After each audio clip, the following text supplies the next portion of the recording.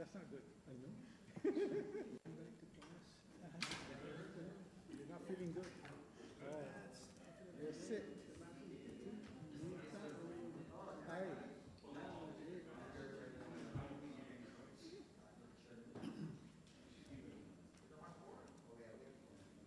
Yeah, we have 4. Okay.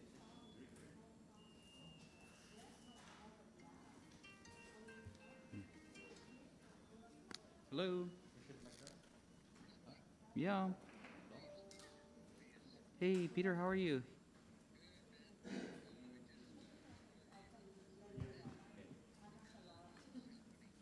Oh, yeah. Hey, I'm about to start a CCU meeting.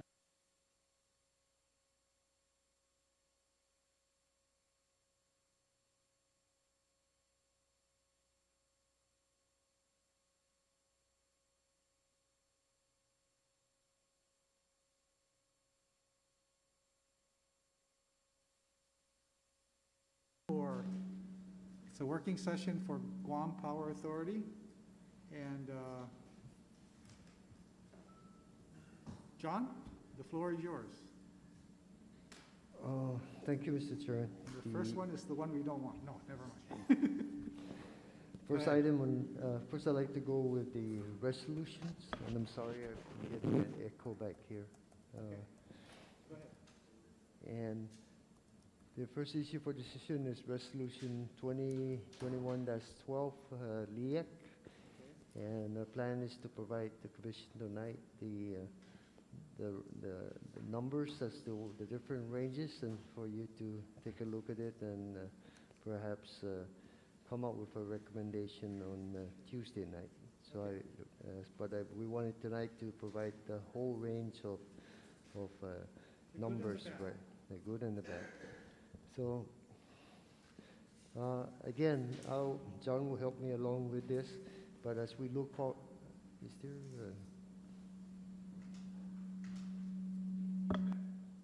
That's this one. It's mine. oh, okay. I'll switch with you, Grant. Okay. So as we can see here, the fuel prices have really, of course, before COVID, it was up there, and then we began the process of bringing it down. COVID brought it really down as a result of dropping fuel prices. But since then, it's really almost a 45-degree increase in fuel prices. And again, that's up to date. Although the projections are saying that it's going to start to level off, our experience to date is that it's almost a 45-degree rise, as can be seen here next. Again, these are the forward numbers required by the PUC protocol. So many 5 days before and 5 days after. So again, projected by Morgan Stanley. Next. Again, as we look at the total fuel costs for all over for the period since fiscal year 2014, as you can see, it really has not been the highest over all the years. However, certainly it's higher than FY 2020. As we look into FY 21, we're expecting about 197 million in fuel costs versus 172 million in FY 2020.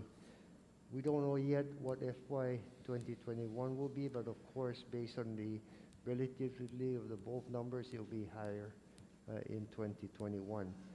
As indicated here, the average price in fiscal year 2021 is $64.57. The projected average price now for fiscal year 2022 is $75 per barrel. And again, here we're talking about fuel costs for RFO, because that's the main fuel that we use. Next. This is the LEAC rate over the past periods of time. Again, there was a time when fuel pricing was rising substantially, and that was in 2017. the LEAC went up to as much as 15.42, and we actually held it there a long time despite the prices continue to rise upward, but then it did come down so that we balanced out at the end, and then began to drop the price in early in 2019, early 2020. We were already dropping the price, the LEAC rate, as we were heading into before the pandemic was declared here on the island. And then we dropped it even further beyond that, to assist the customers during the very difficult period of time. Since then, as you can see here, the LEAC has been held at a real low number, around 8.6 cents a kilowatt hour. Again, through the pandemic period, we subsequently adjusted it up to 11 cents, from 8.6 cents to 11 cents in the last LEAC period. Because understanding that we were already behind, the under recovery was already up to 15 million. So there was a projection that if we held it, even raised it a little bit and got it to 11 cents a kilowatt hour, there will still be a higher under recovery at the end. But understanding that, yes, we are still trying to help our customers during this pandemic period with no certainty as to whether we're going to move out of it or anything like that, no? So it was held, and of course, the projections are coming, unfortunately, I wish it was lower, but the projections are coming in close to what John Wood projected of about 30 million. So hence, here we are today. We're going to have to set the next LEAC period for August through January. So the question is, what are the numbers that reflect the different types of scenarios, no? Next. Again, here's what I mentioned earlier. The under recovery went from January 2021, anticipated to be 30 million by the end of July 31st, no? Which is the end of this current LEAC period. Next. John brought this up to show how our funds work, no? And really, we end up with working funds here, and for 2020, we had 76 million. Here, 2021, we're looking at 42 million. And of course, that 42 million is to cover the under recovery, insurance premium, bond principals, and other capital projects that already have been committed. In addition to that, this is the important part, really. The shipload of oil that we order every time is now risen to about $17 million a shipment. Last year, or early before, there was like $10 million a shipment, so it's easier to buy the shipments. Now we can get into the scenario because I've seen this go up as high as 25 to 30 million. And we had to collect our bills to be able to pay for the oil because it won't ship unless we pay for it ahead of time, no? So again, this is an indication that, okay, we really have to recover some money, or at least not stop the bleeding, if you will, of continually subsidizing the rate on the LEAC. We've come to a point now that we have to reverse that trend. Next. So how do we do that? Okay. This first column here gives you an indication of if we were to recover the total $30 million that we anticipate will be on at the end of July 31st. $30 million to recover that money, we need to raise the LEAC up to 20.4 cents. No? Mhm. And so that will bring our energy cost to about 29 to 30 cents. No? So, okay, if you recall the last scenario, we were going to fund the 30 million under recovery, 15 million from working capital, take $10 million from the self-insurance fund, and then we were going to take 5 million from our CIP, cut that in to help pay for the for the fuel costs, The under recovery. the under recovery. So therefore, this is what this is. So if we just say, all right, let's hold back on the 10 million self-insurance fund and the 5 million CIP, and only try to recover the working capital amount of money that we, so we can start building that up, because that's the one that helps us pay our fuel oil bills. So we're talking about what would it take to recover the $15 million instead of 30 million. So that's this second column, where we recover the 15 million, full 100%. The rate will be 17.970, or about 18 cents a kilowatt hour. Okay, so the next question is, how about, if we had done in the past, how about 50% recovery? And spread this recovery over a year. And again, we're going down the different scenarios that we have been, deliberated in the past, no? So therefore, to recover about a 7.5 million out of the 15 million over the next 6 months, and try to recover the balance in the following 6 months, the rate goes to 16.75. And then the last column is, okay, how about we hold back on the under recovery and just make sure that our projections pay the fuel as is coming, so therefore, not try and recover any of the money of the past, just pay the bills moving forward so that we don't continue to build up the 30 million to 32 to 35 million. That's only the 30 million. So that number is 53. So what does that mean in terms of the cost or the monthly cost for an average residential consumer?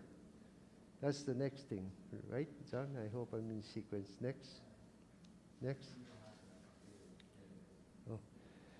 Okay, so for the full recovery on an average residential customer of 1,000 kilowatt hours, to recover the 30 million over the next 6 months, their monthly cost will go from $204 to $299. So that's a huge increase for per month, no? From 204 to 299.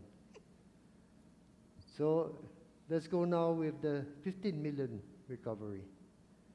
Full to recover 15 million, the bill is going to go from 204 to 274, or an increase of about $70 in the month. If we recover 50%, you go from 204 to 262, so it's a $57 increase for the month.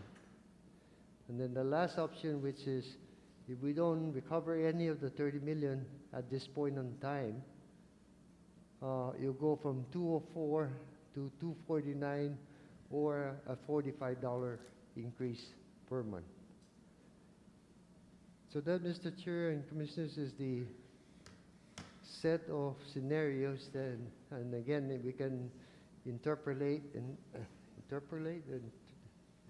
between any of these numbers, or maybe believe, but we kind of gave the two extremes. I don't think we can anymore. I don't recommend proceeding with anything lower than at least covering our fuel costs, because the flip side of that is if we don't cover it and the prices continue to rise, this 30 million continues to really get up there, more difficult to even recover. John, I'm going to repeat this so that everybody can understand. You're basically saying at the end of this period, you expect an under recovery of around $30 million. Correct. And if you're going to recover that and pay for the fuel over the next 6 months, you need to raise it by 20.4 cents. That's raise it to 20.4. To 20.4. Yes. From correct. the current 11 cents. That's correct. Okay. And then there are two intermediate numbers, but the very bottom number is raising it from 11 to 15.53 cents, what that does is just pay for the fuel you anticipate over the next 6 months. It doesn't address the $30 million, right? That's correct. Okay, so that's the range you're talking about. There is a question that I need to ask. I want to make sure that we, Can you ask them to change his microphone? I want to make sure that, I asked the question once before. I want to make sure I'm right. I said, the $30 million under recovery, John Kim, this is from the non-DOD ratepayer. Yes. So the DOD ratepayer is paying a different price and gets full recovery. Is that correct? Yes, for the DOD, we bill it on a weekly basis on actual fuel costs. So, Okay. so there's no under recovery from them. From them, okay, okay. I just want to make sure I'm correct on that, because that came up once before, I think. And I don't know if that helps. See, that's still hot. So I just want to make sure that we understand that the under recovery is really a function of the civilian, the non-DOD ratepayer. Correct? Yes, that is correct. Okay. Okay, so that's what we have to wrestle with. I know nobody wants to go to the full recovery of 20.4 cents, and I don't think you can really do the 15 cents, 15.53 cents, because the risk is if the price rises a little bit more, now your 30 million starts to grow. So it's going to be somewhere in between. And John, that's the struggle you have to come up with your recommendation by Tuesday night. Commissioners, are there any other questions? Okay. Nope. Nope. You know, the numbers are the numbers. There's no two ways around it. Okay? But at least we have all the data. I mean, if somebody could give us $30 million, I'm not saying who, then we could go to the 15 right away. Yeah, but for the purposes of the resolution, are Yeah. you going to prepare several different scenarios? Or is it going to be, I think, I'm sorry, we're gonna prepare one ready so that whatever decision it is, we'll just put in the numbers that Mhm. night and, I think he's going to prepare his recommendation. okay? In other words, these are the range. yeah. So he's going to come up and say, this is the number I recommend, whatever Well, number. I think that's what he's presenting here, right, is This different is the range. scenarios. That's Yeah, the right. scenarios. Yeah, and what are you leaning towards right now, JP? Okay, Well, I The mean, the far left side? You know, the far left side really is, again, the minimal to try and minimize our impact, you know? What scares me is that it continues to rise, and although they projected it's gonna straighten up, well, Morgan Stanley said that also previously. So what I'm concerned is that at least if we're above our cost, and, you know, so that's why I was leaning more, towards the 16 cents, because what that is now is that, you know, the working capital, that portion, we have, I see if it inches up, it means we need more money to buy a particular shipment and all of that. But again, it really, I'll leave it to the commissioners. If you think that the 15 is really what is best that we do at this time, then I'm fine with that. We'll make that work, no?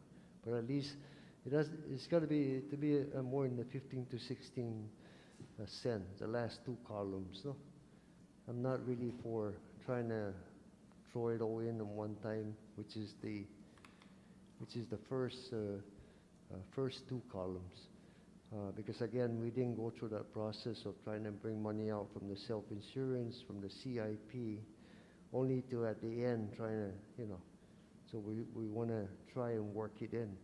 So, and again, that's 16 verses. So what you're looking at is $45 to $57 increase on an average residential customer. I think my recommendation would be right in that range.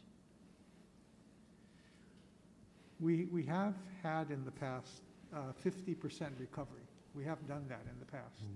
And I think we did it for a prolonged period of time. Correct. Every time it was rising. But we yeah, still stayed with 50% recovery. That's right. So that's past practice that we've done. The And struggle, yeah, I'm sorry, Mr. Chair. And the 15 to 16 cent is about the range we had it before the pandemic. yeah, And just, so, John, if we go back to that, I mean, if there's any consolation, the LEAC cost, the one with the graph, the LEAC, it's the one on Yeah. page 6, John. Yeah. Page That 6. one. See this? That one? Okay. Yeah. And again, this vertical run here, this vertical run is the same as this vertical run here. Okay, See, this was when prices was really rising, and we wanted to, counter that. So hopefully, when it starts coming down, we can alleviate this. So what we did was we held this 15 cents flat for a long period of time. But that 15 cents had a small component of recovery. See what I mean? yeah. So that we were recovering some money. It's just not as fast.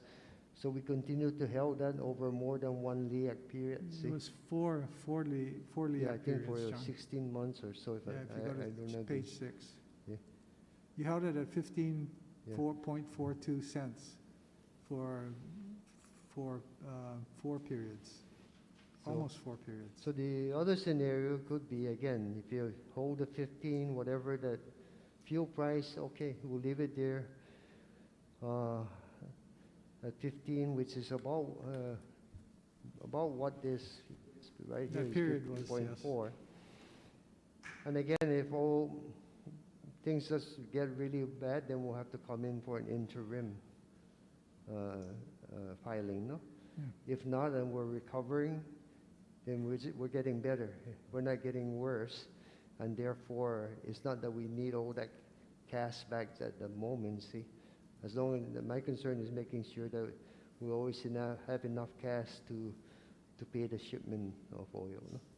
So even 15 going at the last column, Yeah, is something it's not something you want to do. not something you still want to Yeah. do, but I think it could happen if that's to be the case, no? Yeah. That's the, But but I that- won't that- wanna, that I won't doesn't give wanna you- continue doing anything below that. Yeah, no, That's- definitely. That's a But- plan for failure right now, Yeah. no? That's Yeah, my the only thoughts. problem, John, is at that 15.53 cents, you're right at the point where if the prices go the wrong way on you, Yep. the 30 million starts to grow. If you do the 16.75 cents, and listen, nobody likes these numbers. We Mhm. don't like any of the numbers, not even the 15 cents.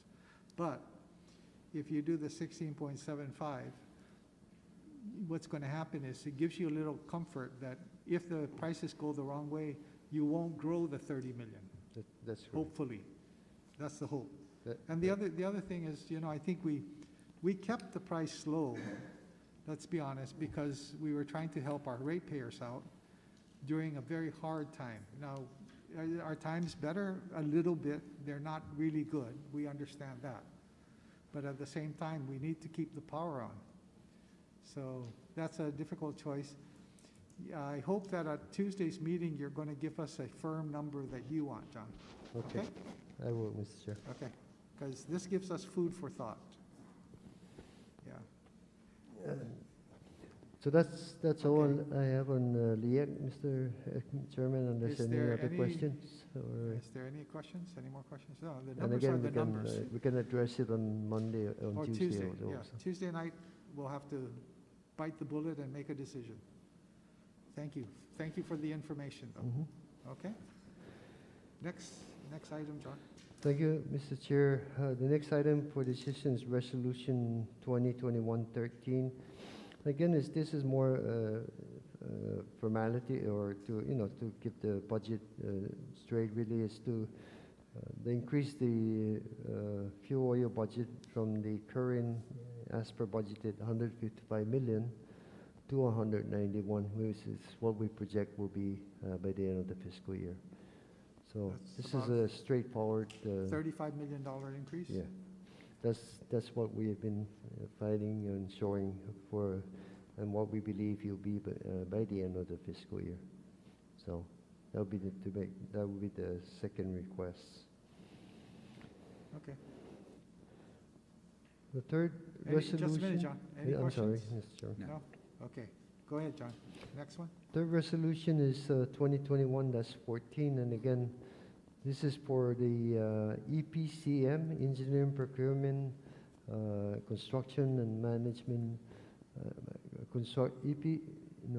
EPC, Engineering Procurement Construction, and is the M is the management representative, no, to evaluate on the new Okudo power plant. And in addition to that, also as we move forward, we're gonna have to make some more analysis on an update our natural gas study as we look forward and look at make all the different analysis as to the costs and how we bring it in and all of that. And again, not that is approved, but to bring it forward for a decision, we have to update all of those different analysis. Our current EPCM, which is Stanley Consultants, contract expires in March of next year. And so again, we have to go to the process to RFP. And the next EPCM will bring us through the completion of the Okudo. And again, this is to support the sport team who are managing the contract. However, of course, these are all the different expertise needed to, to work with KEPCO and make sure that the plan is what we ask for. So, again, I need to go to the PUC for approval, and then we go out for bid. Not for bid, we go out for RFP. Yeah. We choose the most qualified, negotiate to see whether the pricing is within the scope of work, and then we will come back to yourselves, and then again on to the PUC for approval. Okay. This contract over 5 years or so is maybe within the 5 to 7 million range, no? But of course, the power plant project is over 650 million, no? So it's about a 1 to 3%, somewhere in that area. Now, John, this contract is for how long? The proposed contract would be The for a proposed period of, Yeah, I think it's up to, it's a 3-year base. 3-year, and okay. two-year one-year extension. extensions. Yeah. Okay, So okay. total maximum of 7 years. 5, 7? Maximum of 7, 3 base and two-year extensions. Okay, So again, we can change that if the commission has in there, but I think that's how it was laid out. okay. Yeah. John, for clarity, this contract, the successful contractor will help us with our efforts to finish the Okudu plant Mhm. and to start the LNG portion, is that it? The analysis, the analysis update of the study. and getting ready to put out documents to look for a Yep. partner? Yep. Okay, so Procurement, that's why you want the 3 and 2-year contract, That's right. additional term. The 3 years is basically just to get us done with the Okudu plant. That's correct. And then the two-year contract, we will see how fast we can get with the LNG partner, Right. and they're helping us to do that. That's correct. Okay, And if it doesn't go forward, then of course we don't spend the money, no? But okay, that way we don't have to spend time again trying to bring in somebody and then the new Sure. learning curve and all of that, no? okay. Okay. Just a minute, John. Questions? Any questions? No? Okay. Next one, John. Next one, again, is Resolution 2021-15, and this is again to implement and complete the repairs required to place Chigo combustion turbine power plant back in service. So what I'd like to do first, Mr. Chair, is go in now to the Cabris force outage event and lead right into the Chigo event and as to why this is important. And then, again, from there, it'll show why the resolution is needed. No? So, to the Cabris incident. On May 11, Cabris number 1 was carrying about 47 megawatts around 2:30 in the afternoon. There was a short circuit in the panel box in the 480 motor control center. This is like you switch controls for your motors, all the different motors, the controls come in there, and then from there it goes back down to the motor, you know? So, and extinguishers were used to douse the fire, no? But of course, you have electrical smoke and smell all over. So, Cabris 1 was shut down by plant operators, and it was shut down by 2:59. Shortly thereafter, the control board operator reported that there was a fire in the 1A air preheater. And I'll show you there's 2 air preheaters in every unit, no? And so they called the fire department. Of course, they arrived quickly. They attacked the fire on the air preheater floors 2 and 3. By about 6:30, the fire was under control. Damage was concentrated really within that panel box plus the air preheater area. No other damage really to the boiler, to any of the additional auxiliaries, and more importantly, there was no damage to Cabris number 2, kept on running the rest of the day. No? The airflow in the root cause, really, preliminary findings, and again, we're still looking at this. The airflow in the air preheater was significantly reduced after the unit was shut down. So there was unburned fuel still present within the hot gas and within the air preheater, which led to a fire. And of course, when you have a metal fire, it takes a while to douse that out. You really have to do a lot of dosing with water. So again, we're still looking at this. Why was there not enough air? All of the different things about that. This is our procedures. This is the way the operators shut it down. All of those different things. I don't have those conclusions for you today. But more importantly, let me move forward as to where we're heading and how we're going to fix this. No? Next. So to give you an idea, this is our boiler, Cabris 1 and 2. No? Right down here is what they call a forced draft fan. It brings in fresh air into the boiler. It brings it out here, okay, into the boiler, brings it up to the burners, and this is where you put your fuel in, and the igniters. So then you have your fire right here, so that you can heat up the boiler, just like, you know, so this is your heat source, no? So that air continues to blow and then drives that hot air and hot gas in through the different parts of the boiler, the top, the superheater, and the economizer, and then superheater. And then it goes out, and it goes through the air. This is the air preheater here.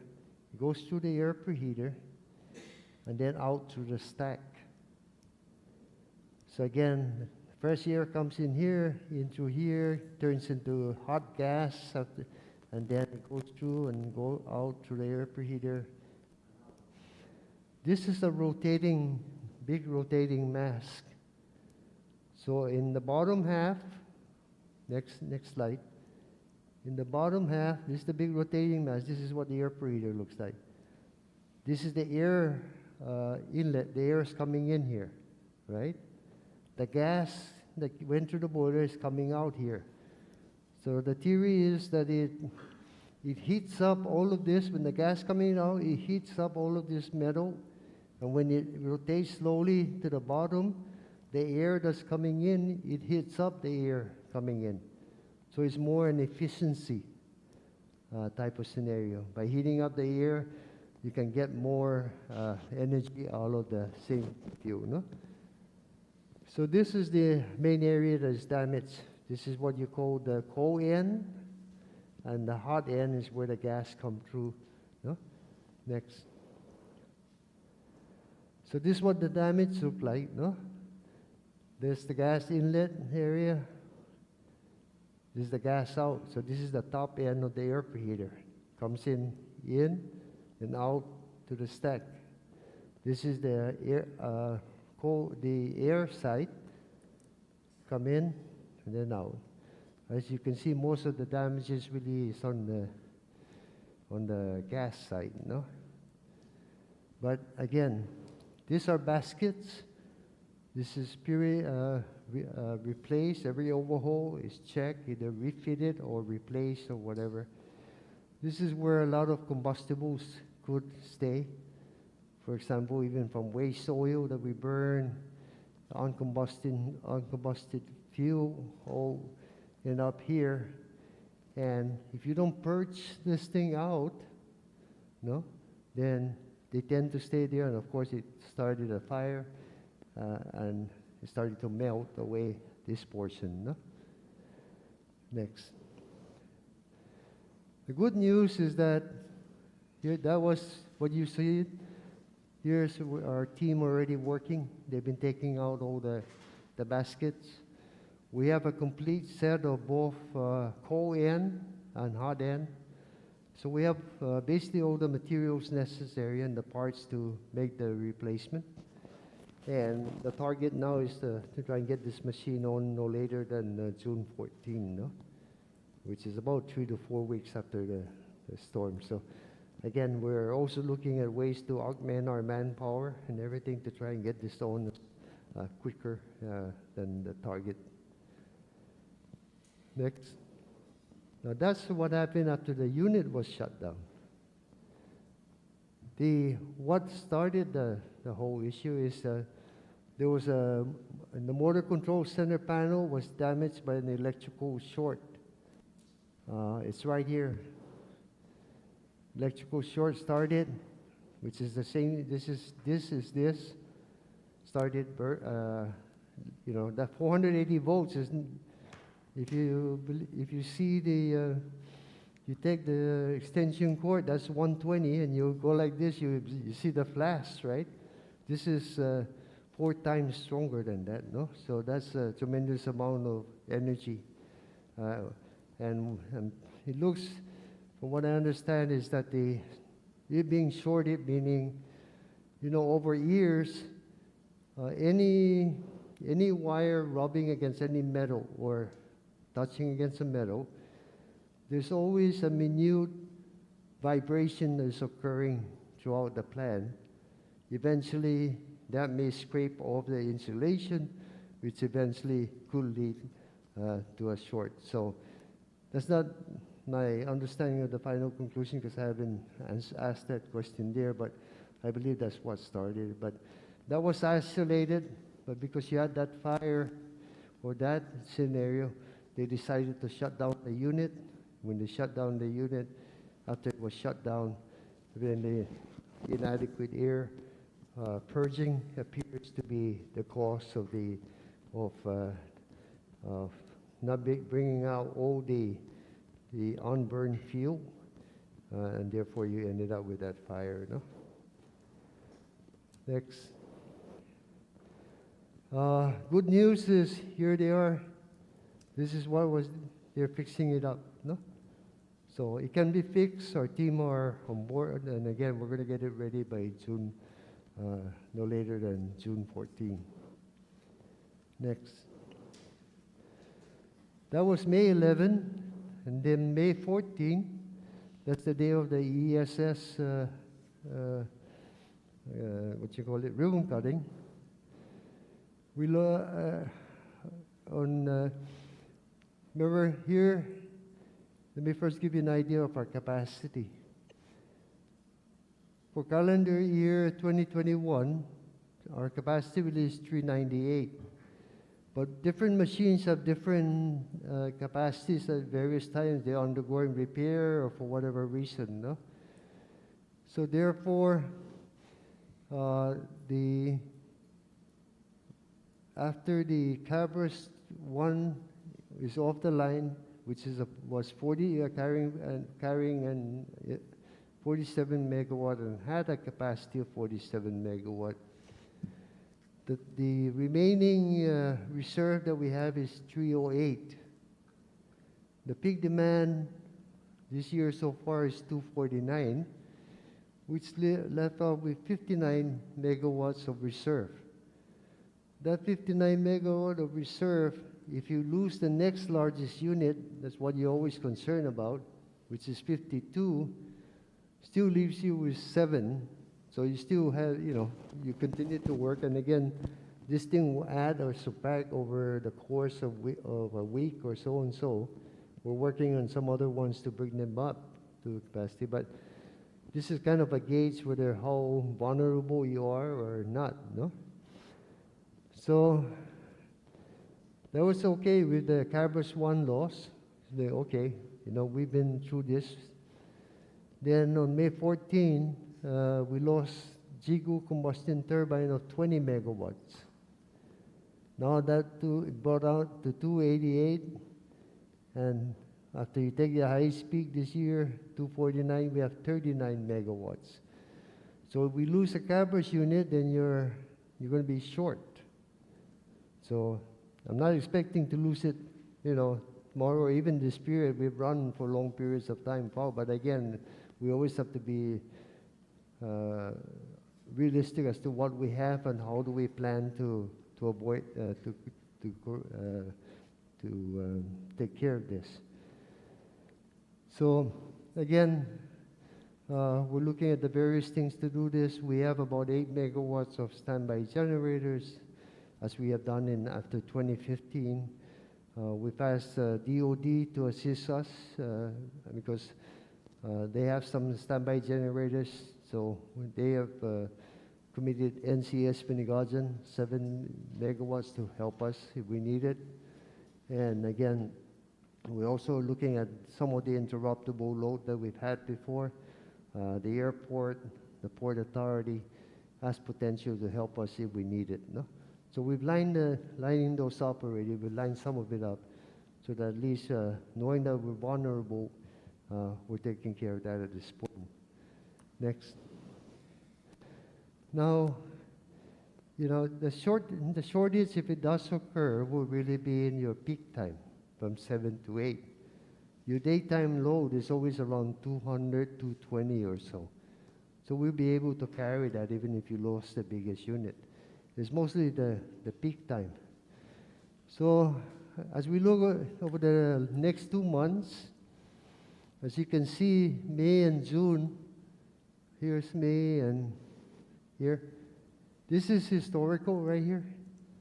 As you can see, the purple is the 2021 2-week moving average. It was running higher than 2019. I'm not using 2020 because it's not representative, no? I'm using 2019. So you can see the trend actually has been above, but now evening out with 2019. But as you can see, May and June is really your higher, is when your peak has been occurring. Your peak occurs around May or June when you are growing. When you're not growing, it occurs in October. So obviously we're growing because here's May and June right here. And then after that, it starts to go down. No? So again, this is our vulnerable period over the next month as we repair the units. We are doing other things to be ready. The battery itself will help us. I'd like to note that when we lost Jigu on the 14th, we did not lose any customers out there. We lost 20 megawatts dump. The battery came right up, held everything. So no, there was no outages. It wasn't until later that day when they had to do an emergency shutdown of MEC to fix a fuel leak. So it came down for about an hour and a half, came back up, and then we were fine. But again, Jigu City is needed for our machines, and so we can get back up to that, at least covering the next highest load. Now, next thing. There was a part in the Jigu City that The reason, what did we find? Back up. Jigu City, the one that shows the force outage. There was the drawing. Sorry. Yeah. The picture. Oh. Okay. Maybe so- for Tuesday night. Okay, for Tuesday night, but the Jigu City, some of the blades, there was damage in the blades, destroying some of the part of the turbine. You don't normally just go in and change blades like the steam turbine. The last time we did this was 2016. We bought what do you call a gas turbine exchange. You don't know, the whole plan is there, but you just exchange a gas turbine. And so the cost of that, we estimate, is going to be about 3.5 million, no? And we found the money for it. They're working on the quotations now. Temis is the PMC. They'll be able to bring it in. And the plan is also to get that up within the next 5 weeks, no? So That's bring part that. of your budget, though. That's part So of. you don't need anything from the board. No, we're going to reallocate some of our bond money. Okay. We found the funding, and that's what I'll be asking yourselves to approve, so that we can ask the PUC for their approval. Yeah. So I'm hoping that if the CCU approves it on Tuesday, the PUC can approve it on Thursday, so then I can move on in getting this Jigu City done as soon as possible. No? That's resolution 2021-15, right? That's That's correct. the one you're talking Yeah, about. and I have the pictures of what it looks no like. problem, John. We'll I'm sorry, I go messed over it up with that. us on Tuesday. Yeah. John, the only thing is this shows, really, for me, it shows that Cabris 1 and 2 are on their way out. That's And correct. That's people correct, have Mr. to Chair. understand that. And that's the importance of putting in the Okudu plant. If there are any more doubters out there that we need Cabris, the new Okudu plan, then believe me, we have to get that new plan as built as quickly as possible. Okay. We continue, I placed the ages of the machine there. As you can see, Cabris 1 and 2 are 46, 47 years old already. Yeah. The other machines are 25 to 30 years old. And we've done an excellent job in keeping them running for all these years, and more importantly, over these last few years. So we're fine with doing what we're doing, taking all the extra effort to get the machines to continue to supply the energy. But if there's no end in sight, it's a plan for failure. Okay. And so that's why we have to get the Okudu plan as soon as possible. And so for those, unfortunately, sometimes when the power is running well, there's a tendency to think that, okay, Everything's fine. everything is all fine. That's Yeah. because a lot of people work behind the scenes to keep it going. But but again, I'm really stressing that everyone that has anything to do with this Okudu plan, let's work together and get it done. Because after you get it done, I have it on that slide, we're going to have over 200 megawatts of reserve. And then we can decide Okay. what to retire. Yes. Whatever load growth come, we can meet anything. Okay. Now and then it's a challenge, And your utility scale solar will also help yes, once those come on. that's correct. And if I can get more Especially with phase 3. load shifting batteries, like for example phase 3 and all that, that would help within the peak. But Okay. again, that's held up in a protest, no? Okay. So Okay. John, do you have any updates for your GM report, or? that's up to the commission. I can do it today, Mr. Chair, or not. But let me just Why quickly. don't- If you can quickly go through it. Huh? I still have some questions. Oh, Sure. I'm sorry. So Commissioner John, you had Tupper. mentioned that regarding the turbine blades, you said for Jigo CT, you replaced it in 2016? That's correct. So it only has a 5-year lifespan? That's got 20,000 hours. But let me give you the condition as to how it's been operating. No? these turbines have not been operating with intermittency. Okay? For the past, 2015 was when the intermittency came on. 2015 was when we lost Cabris 3 and 4. So those machines have been running, both Jigu and Machechi have been running almost every day. Whenever the solar PV drops, this machine goes up like this. So there's a lot of up and down stress in these machines. In addition, the Jigu is next to we put in a Greco there, right? So you have all the exhaust gas from a Greco next to the combustion turbine that's there. There's no other reason, there's no other place we really can put it because of the other infrastructures. So all of that has an impact on the machine, see? And so for the past 5 years, to me, 20,000 hours and that, good, because our plan was to the boroscope already is showing that we need, there are some cracks in the veins and all of that, and so that we will have to make that replacement anyway next year in 2022. It just happened before we could do that, no? John, But the So- 20,000 hours is the typical lifespan for that part? No, it depends on how you utilize it, no? If you just utilize it as a peaker, you come out in the evening and then down, then that's a different type of use. When you're using this up and down, constant, it's like a globe, the life is reduced, no?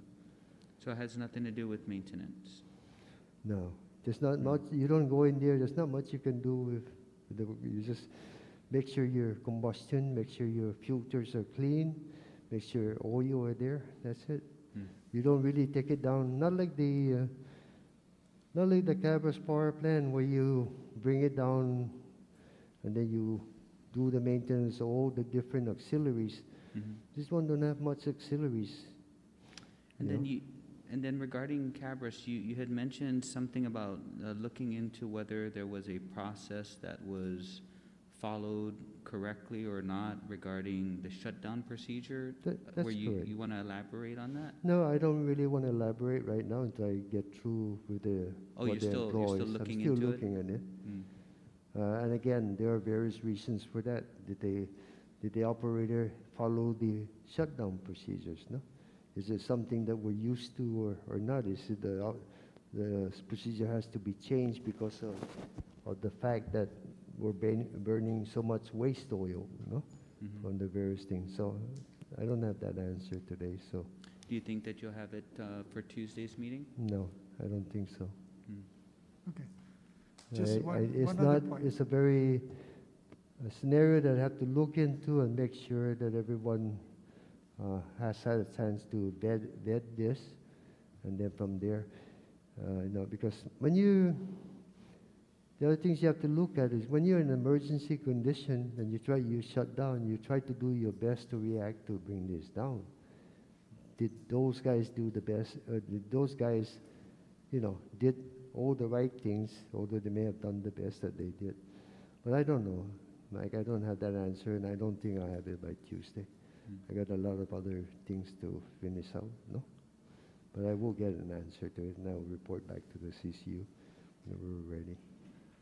Okay, John, just to further inform the commission, I just want to remind myself, the Jigo combustion turbine doesn't have housing around it, the way No. Machechi and Dedido 1 and 2 have. No, Okay. it's got its own enclosure.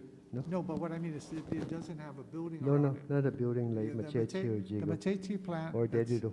on the Harmon Loop Road by Compadres Mall Yeah, has a building around it. Yep. The Dedido 1 and 2 combustion turbine by Prestige Motors has a concrete building around it. that's But the correct. one in Jigo doesn't have a building around it. When it was done, it was part of the fast track plans, and they brought it in and just put it down without putting a building around it. So that could further aggravate the wear and tear on that machine because it's exposed a little bit more than the other combustion turbines. We have 4 combustion turbines, right? No, actually 5. Yeah, we have Number 7. two in Dedido, One one and in two. Jigo, one in Machechi, and you're correct, Temis 7. Now, So we does have 5. Temis 7 have housing around it too? No. No, but it's Okay. also got No, I similar. know they're yeah. built to be outside. Yep. I get it, John, but what I'm saying is No, they're not in the building. The Temis 7 and and they're- Jigo. yeah, and yeah, and that's our challenge also with Temis 7 is the corrosion From the salt air, on yes. the plenum coming Yeah. up, and so if you look at that, it's at 24 megawatts. So we're trying to get it back up to 35 by It's supposed to be taking- 40 megawatts, yeah. yeah, I get it. Yep. So Okay. that's a challenge that we have based on that and the environment. No? So as we go forward, see, John, that's what I don't think the public understands that we do have a lot of generating capacity, but some of it was not, when we installed it, we did it in a hurried manner because we had 6-hour load shedding. So some of these plants are the ones that came in very quickly. They're 33 years old now. Yeah, no, but what I'm So saying is it's when been they I brought them mean, in, yeah. yeah, they didn't. What do more can you everything maybe expect that we from should those have. machines, no? Yeah, it's okay. Yeah. Just for the information of the commission. So the last question, John, regarding this, the recommendation is to actually exchange that entire unit with a refurbished unit? You're That's, just gonna drop a new refurbished unit in place? You're not That's gonna attempt to? you air freight in a new unit, and you change out the old unit, and then give them back, and they'll refurbish it for themselves. You basically bought a refurbished unit, but Mhm. it's like an exchange program. So you send them the core, does that include the core exchange, or? No, yeah, the whole thing goes back to them. The They give us damaged the unit? whole turbine, and we take that whole turbine and we give it to them. And Mm. then they go and rebuild that and do everything, and they zero it out and ready and warranty it, and then Mhm. get it ready for whoever For else somebody else. needs it, no? So in 2016, again, part of it is because for many years the machines were not, they what do you call it?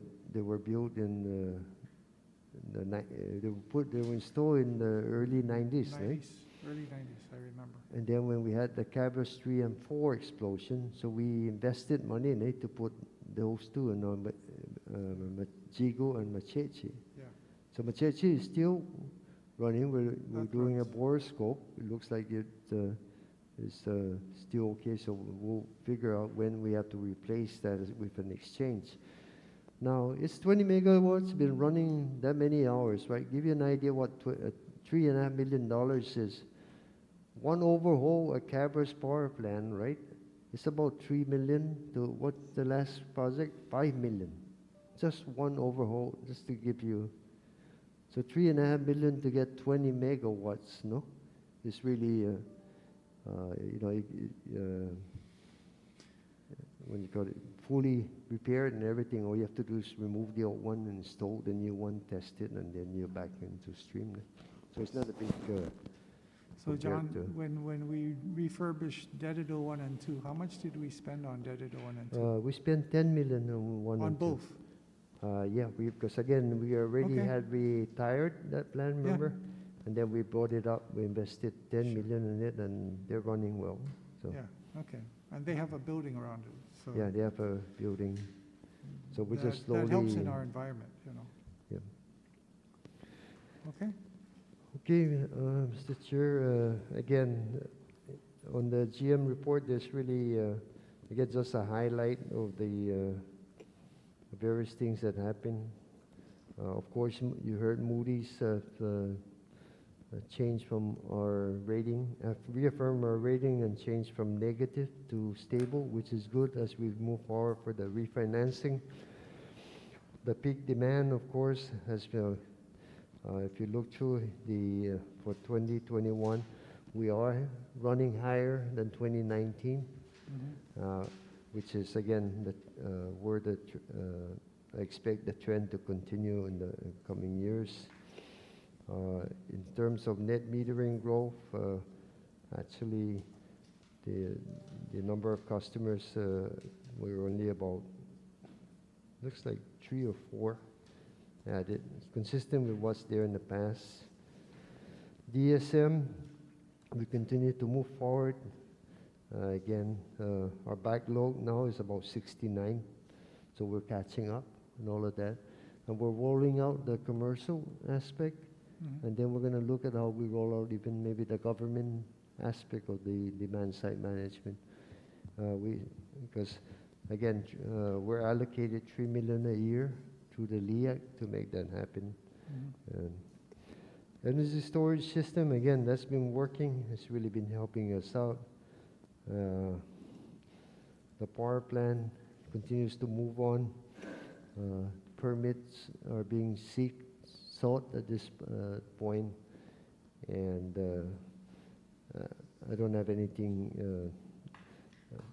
any significant, any new additional delays on the scenario. We're working out the other ones.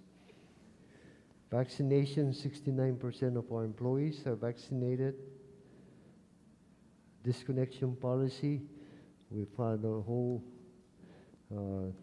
lot of social media and other local newspapers and doing village outreach, again, to try and get our customers to come up with a payment plan for us, work out a payment plan with us. June 1st is not just around the corner. And so, again, John? we'll try to work with all our customers here. John, Sure. can you go back to the vaccination part? Because when Sure. we had our work session with GWA, we were asking, it seems like, is there a hesitancy among our employees to go and get vaccinated?